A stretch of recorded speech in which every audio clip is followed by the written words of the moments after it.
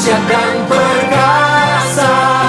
Ku bersinar bagai bintang-bintang, memuliakan nama. Sebelum kita memulai membaca firman Tuhan, kiranya baiknya kita akan berdoa terlebih dahulu. Tuhan, terima kasih atas berkat-Mu, terima kasih atas kasih dan penyertaan-Mu pada hari ini. Sekarang kami akan membaca dari firman-Mu dan merenungkan kiranya apa yang kami baca dan apa yang kami renungkan dapat kami resapi dan menjadi rema dalam kehidupan kami sehari-hari. Tuhan Yesus, semuanya kami serahkan dalam tangan-Mu. Kami sudah berdoa dan mengucap syukur. Haleluya. Renungan pada hari ini kita ambil dari Matius 4 ayat 1-11. Pencobaan di padang gurun. Maka Yesus dibawa oleh Roh ke padang gurun untuk dicoba iblis. Dan setelah berpuasa 40 hari dan 40 malam, akhirnya laparlah Yesus. Lalu datanglah si pencoba itu dan berkata kepadanya, "Jika engkau anak Allah, perintahkanlah supaya batu-batu ini menjadi roti." Tapi Yesus menjawab, "Ada tertulis, manusia hidup bukan dari roti saja, tapi dari setiap firman yang keluar dari mulut Allah." Kemudian iblis membawanya ke kota suci dan menempatkan dia di hubungan bait Allah. Lalu berkata kepadanya, "Jika engkau anak Allah, jatuhkanlah dirimu ke bawah. Sebab ada tertulis mengenai engkau, Ia akan memerintahkan malaikat-malaikatnya, dan mereka akan menatang engkau di atas tangannya, supaya kakimu jangan terantuk pada batu." Yesus berkata kepadanya, "Ada pula tertulis, janganlah engkau mencobai Tuhan Allahmu."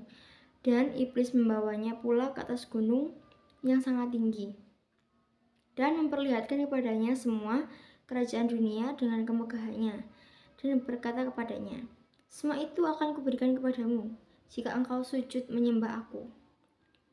Maka berkatalah Yesus kepadanya, "Enyahlah iblis, sebab ada tertulis, engkau harus menyembah Tuhan Allahmu, dan hanya kepada Dia sajalah engkau berbakti." Lalu iblis meninggalkan dia, dan lihatlah malaikat-malaikat datang melayani Yesus. Amin. Jadi di sini judulnya itu adalah lawanlah godaan. Di ayat ini kita membaca bahwa Tuhan Yesus sudah berpuasa selama 40 hari dan 40 malam. Di situ Tuhan Yesus dicobai oleh iblis. Namun Tuhan Yesus selalu memberikan apa yang memang seharusnya Ia berikan kepada iblis, atau Ia katakan kepada iblis, karena Tuhan Yesus itu sejatinya adalah Tuhan atau Allah kita. Jadi di sini Tuhan Yesus mengajarkan kita bahwa kita juga harus bisa melawan godaan, melawan hawa nafsu, ataupun hal-hal yang lain yang membuat kita menjadi tergoda. Kita juga pasti pernah merasakan banyak godaan, dan di situ kita tidak boleh tergoda sekalipun, karena di sini Tuhan Yesus itu sudah mengajarkan kita bahwa kita harus menahan, atau kita harus tetap kokoh pada apa yang akan kita lakukan, apa yang kita laksanakan sekarang. Jadi kalau teman-teman misalnya sedang berpuasa, terus pastikan kalian tidak akan makan atau minum. Jadi kalau misalnya ada teman-teman kalian yang makan atau minum di depan kalian, jadi itu adalah salah satu bentuk kecil dalam melewati godaan, atau kita tidak boleh tergoda. Apalagi kalau kita sedang ada di perkumpulan orang-orang yang melakukan hal-hal yang negatif, itu juga pasti pengaruhnya sangat besar kepada kita. Jadi sepintar-pintarnya kita pun juga harus bisa melewati godaan itu. Jadi Tuhan Yesus itu juga mengajarkan kita selain melawan godaan, kita juga harus bisa terus dekat kepadanya. Karena apapun yang kita lakukan dan apapun yang akan kita berikan untuk Tuhan, itu semuanya adalah dari Tuhan. Dan saat kita mengalami godaan, sepatutnya dan sepantasnya kita menyerahkan semuanya kepada Tuhan. Jadi kita harus ingat bahwa iblis itu selalu ada di sekitar kita. Jadi kita sebagai anak Tuhan, kita harus menjaga diri kita, menjaga diri kita dari luar maupun dari dalam juga.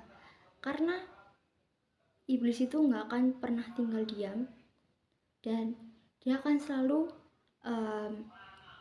mendekati kita, apalagi untuk kita yang kurang dekat dengan Tuhan. Jadi karena kita anak Tuhan dan kita juga harus betul-betul menjadi anak Tuhan, kita juga harus bisa melawan godaan tersebut. Agar apa? Agar iblis tahu kalau kita tuh memang benar-benar anak Tuhan. Karena cobaan atau godaan iblis itu bakal lebih berat. Karena roh dan daging itu gak akan pernah bisa menyatu. Maksudnya tidak akan pernah bisa berdampingan, karena keduanya itu adalah hal yang memang tidak bisa menyatu gitu.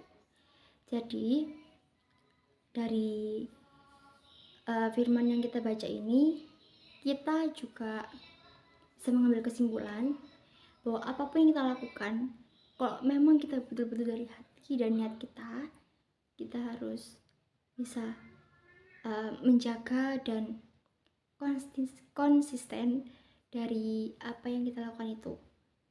Jadi kita dalam apapun itu, kita harus bisa melawan godaan. Mau kita berpuasa, mau kita ada di dalam lingkungan yang tidak baik, kita juga harus bisa menjadi terang, karena kita adalah anak Tuhan. Amin. Mari kita berdoa. Tuhan Yesus, terima kasih. Sekarang kami telah selesai untuk merenungkan firman-Mu dan mendengarkan sedikit dari firman-Mu. Kiranya apa yang kami baca ini dapat menjadi pedoman bagi kehidupan kami. Kiranya firman ini dapat mengajarkan kami bahwa godaan iblis itu memang sangat besar dan sangat berat. Tetapi hanya kepada-Mu Tuhan Yesus kami bisa berserah dan kami bisa berlindung. Dan kiranya setiap langkah kami dapat Kau pimpin agar kami dapat menjadi seturut dengan kehendak-Mu Tuhan Yesus. Semuanya kami serahkan dalam tangan-Mu. Haleluya. Amin.